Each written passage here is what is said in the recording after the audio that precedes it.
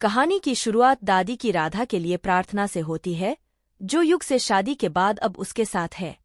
वहीं मोहन अपराध बोध और पछतावे से ग्रस्त होकर उसी भगवान बाके बिहारी जी से गुहार लगाता है। वह राधा की गैरमौजूदगी पर दुख जताता है।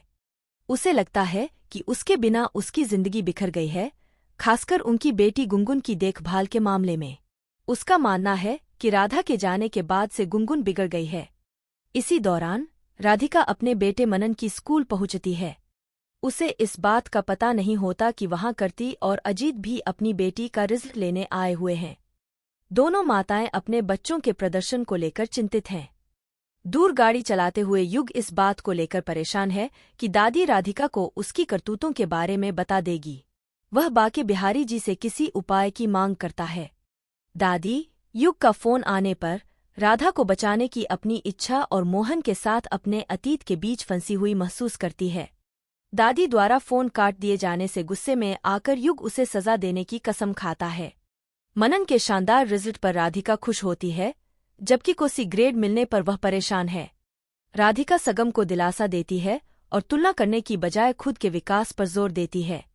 करती और अजीत के प्रदर्शन को लेकर बहस करते हैं। करती मोहन को पढ़ाने वाले के रूप में सुझाती है, जिससे अजीत सहमत नहीं होता। स्कूल में राधिका का सामना करती और अजीत से होता है। वह उन्हें देखकर, खासकर अजीत को देखकर चौंक जाती है। वह करती को घूरती रहती है और वातावरण तनावपूर्ण हो जाता है। घर वापस आकर मोहन दादी को मंदिर में प्रार्थना करते हुए देखता है। वह खुशी जाहिर करता है और राधा से मिलने की इच्छा जताता है। कहानी तब चरम पर पहुंच जाती है जब अजीत भावुक होकर राधिका को गले लगा लेता है। वह उसे राधा अपनी मृत बहन समझ लेता है। करती इस पूरे दृश्य को गुस्से और अविश्वास के साथ देखती है। राधा गलतफहमी को दूर करती है, यह कहते हुए कि वह राधिका है, राधा नहीं। इसी बीच दादी मोहन को उसके स्वार्थ के लिए फटकारती है। वह राधा द्वारा उसके और उसके परिवार के लिए किए गए त्यागों का खुलासा करती है, जिसके बदले में उसे सिर्फ नफरत ही मिली।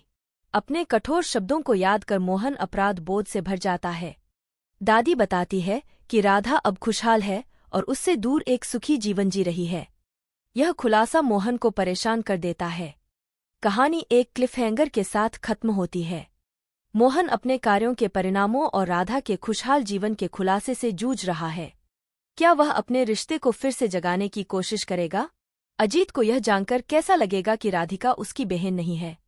कहानी आगे के मिलन, सुलह और शायद और खुलासों की संभावना को खुला छोड़ देती है।